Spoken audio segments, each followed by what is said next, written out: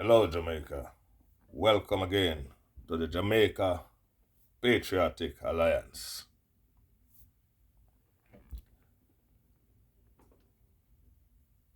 Proverbs 28, verse 1, it says, "The wicked flee when no man pursueth." And we see in Jamaica where the wicked, they do their wicked acts and they flee even when nobody is pursuing them. But I want to say to Jamaica today, it's about time we pursue the wicked.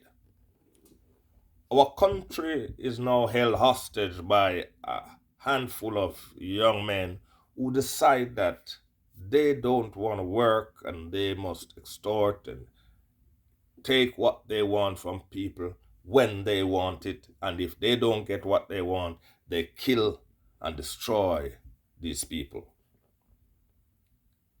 And so we have to now give them a reason to flee. We now, as a country and as a people, have got to make up our minds to pursue the wicked. I call on the government once more to arm the good people of Jamaica so the people can take their destinies in their own hands. They have a way of defending themselves, of protecting themselves against these criminals. If our people were armed legally, and one or two men come to approach two armed citizens, there would have been an even fight. But because of the nonchalantness of the government and the FLA, poor innocent Jamaicans have a problem getting legal firearms. But when the derelicts of our society, when the very dregs of our society comes out and kill the people, your working people, they cannot replace the farmer they murdered because they want his money. They cannot replace the carpenter they murdered because they want his money. They cannot replace the taxi driver they slew because they want his money. And so this kind of wild animal behavior, this kind of depraved behavior by some of our young men has got to be stamped out of our society. Sadly, some of your policemen have ignored them. In fact, some have joined them in the robber sprees, in the extortions, and so forth and so on. But it is time we get the kind of leadership that will motivate and inspire the people to pursue the wicked.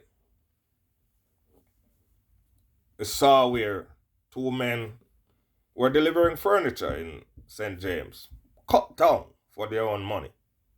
Now, this is too much. And the people know, the people that are doing this kind of thing on a daily basis, there's no way that they should be enjoying a ripe mango in our beautiful island after they have done such wicked and vicious acts. They do not even deserve the mango skin from one of the mango we grow in our beautiful island. Such men should be hanged from mango trees because there are a lack of gallows. I say, Jamaica, it is time you let your leadership know that you are fed up of their inability to curb a handful of men.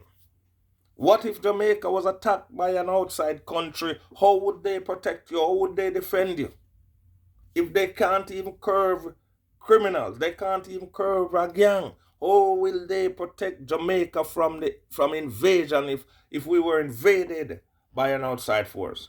We have a bunch of cowards as leaders. We have a bunch of cowards who are afraid to take on the crime monster head on. And so we need to put people in position that are not afraid to enforce our already feeble laws. Our judges are a joke. You get a harsher time in Jamaica for breaking the curfew or not wearing a mask. You get a harsher penalty than for murder. So murder is too accepted, and it is the major problem in Jamaica. Before you talk about economic growth, you have got to solve the crime problem. You have got to reduce it to a manageable status. There's no government agencies going around in our rural communities to do town planning and building and development so that we can have better communities, better infrastructure for the people. These prehistoric rules and laws and methods that Jamaica is stuck with are actually there before independence. We need new and better hospitals. When you take your loved ones to hospitals now, it's like you take them to garbage heap to dump them. The healthcare system in Jamaica is atrocious. It is a disgrace. The justice system in Jamaica is a joke. Criminals are laughing at the justice system. In most countries, criminals worry and fret because of the justice system. And so, Jamaica, we have got to take hold of our country, and I believe Jamaicans should be protesting every day at the FLA. But murder and crime has become too normal. And so the people have become desensitized, they become insensitive to these actions. And as such, they accept it too easily. Donaldson case, I keep referring to it. I see people trying to protest, but it's just a handful of people. And such a vicious case, you should have thousands of Jamaicans in the street every day shouting for justice. And in fact, when the people that run their businesses see that their workers are not coming to work because they're fed up with crime. So Jamaica, you have got to now stop. Come to a full stop. Bring the country to a full stop. And let them say we're fed up. When you stop on a day, say nobody goes to work this week. When you pause the entire economy, that's when the government will start taking it serious that, you know what, we can't make them like a careless boy hold our country hostage. So it is time we flush them out. They don't belong in a modern society. They cannot help in the growth and development and advancement of your country. And as such, if they can't lead us and they won't follow us, then it's better they get out of the way. This is enough. This is too much. I say to the government and the political leaders and the political aspirants, get up and lead the way and lead the charge against crime, because your innocent people are being slaughtered. The skilled people of your society are being eliminated, and some are running away. So the country now goes through that brain drain period, and you're stuck with a lot of criminals that are desperate. They have no ability to do anything other than commit crime. Now I ask you, the politicians, when they have no one else to turn on, who will be next? They have snuffed the life out of innocent Jamaicans for many years. And those of you who know about it and can do something about it and do nothing about it are just as guilty of murder.